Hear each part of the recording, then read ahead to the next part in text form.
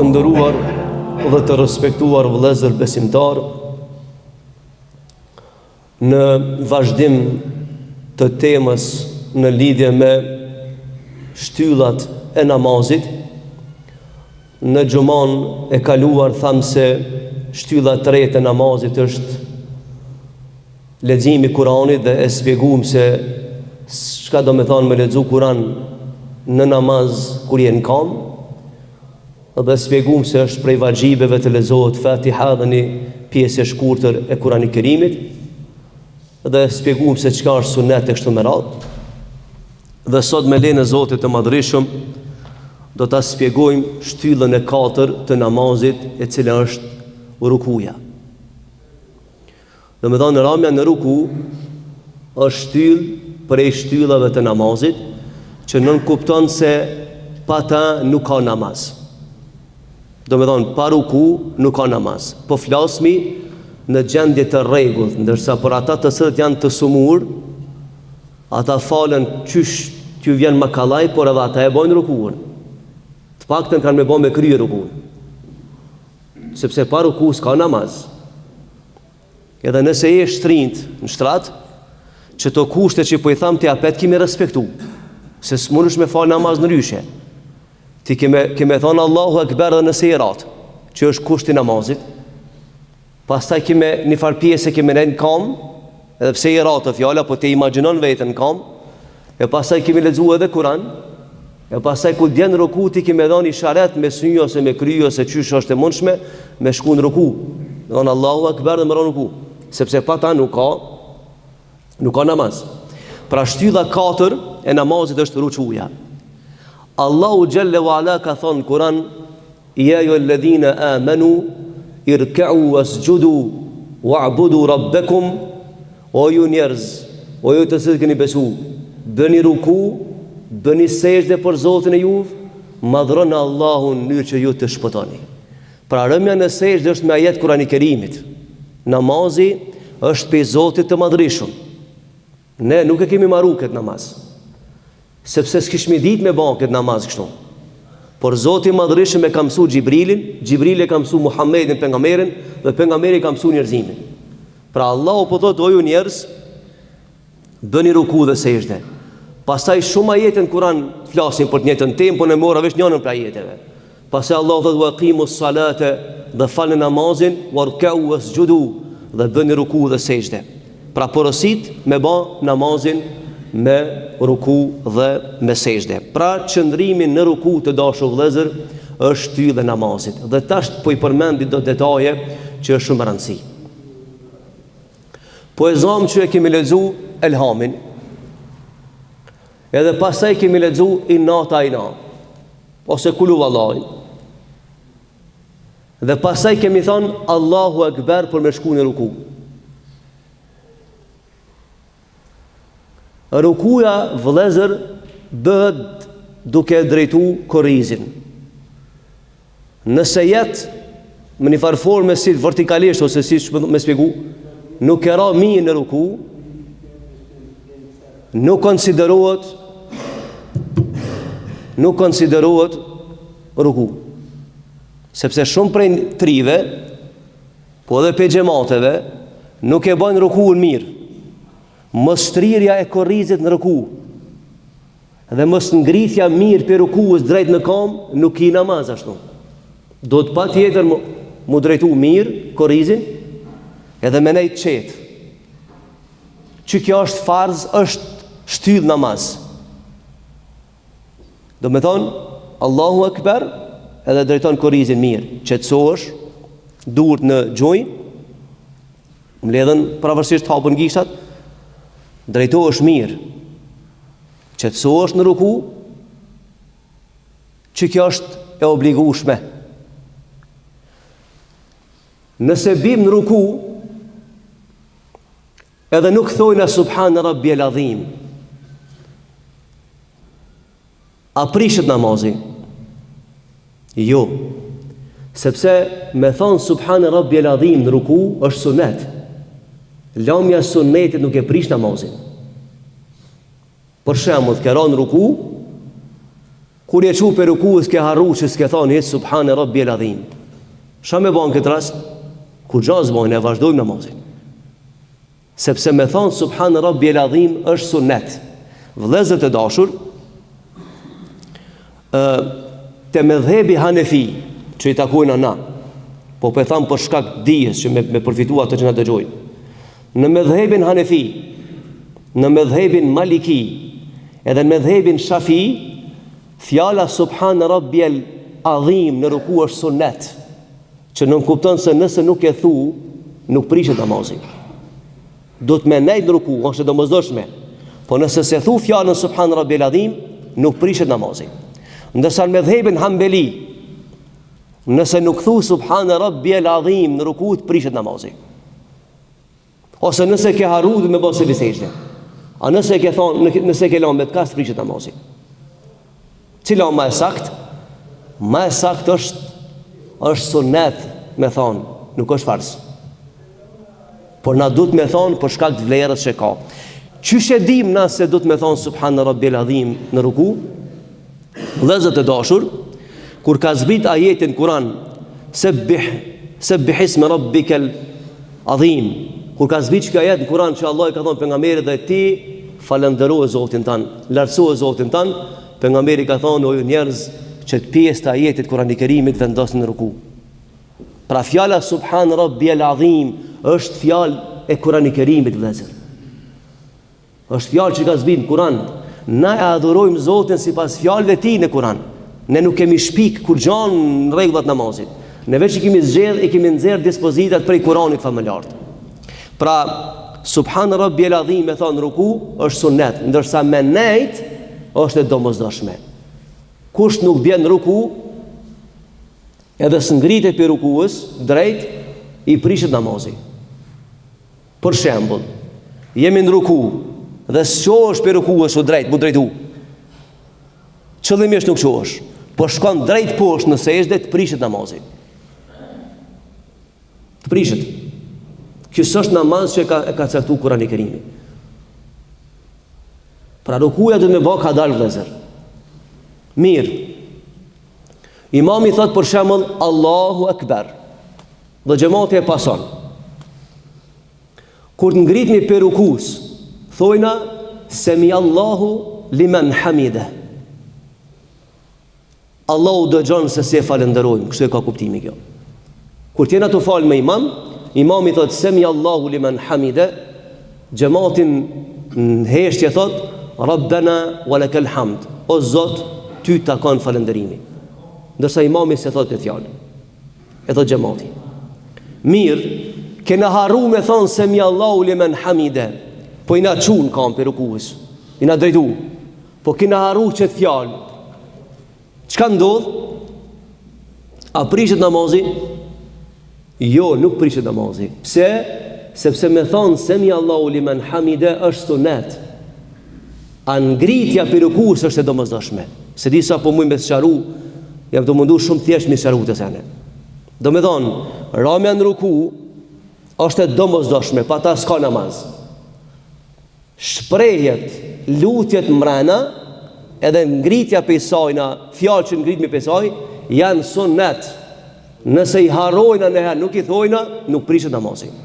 Milon me të kas nuk ban, po nëse harrojmë nëherë, nuk prishet namazi. Ndodh edhe imami e haron nga njerë fjallën semi Allahu liman hamide. Ngritërin kam vetë, e thotë Allahu Akbar shkon të poshtë. Ne jemi njerëz dhe muna me gabu. Për këtë arsye, këtë gjanë janë shumë të rëndësishme me i shpjegu se shka prish dhe shka nuk prish namazin. Pra të kuptohemi vëllezër të dashur. Me ra në ruku është e domosdoshme. Nuk ka namaz pa ruku.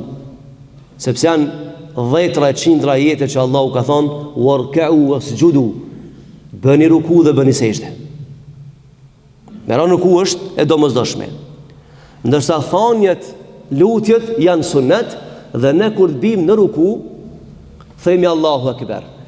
Dhe i themi 3 herë subhane rabbiyal azim, subhane rabbiyal azim, subhane rabbiyal azim. E thomi 3 herë. Kjo është mesatarja. Ka që e thujnë 5, ka që e thujnë 7, por kjo është mesatarja. ta mam të qetësohesh. Sepse pozita e rukus të dashur vëllezër lidhet me organizmin e njerit. Dhe në shkencë po studiohet tash forma namazit, çfarë ndikimi ka namazi në vërjen në funksion të anës fizike të njerit. Sidomos këta që kanë ose kemi problem me unaza kështu me radhë, pozita më e mirë që i hap unazat dhe nervi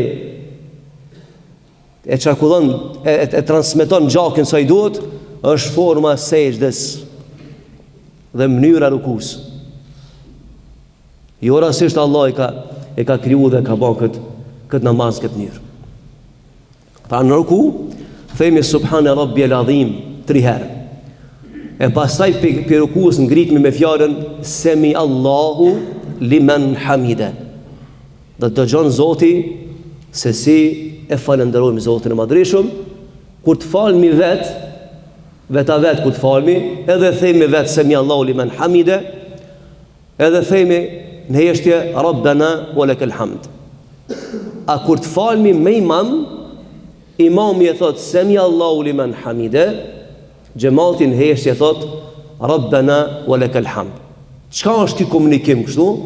I bie për shembull fjala semi Allahu liman hamida, ndëgjon Allahu se si e falenderoj. E ç'i falenderon Zotin ti?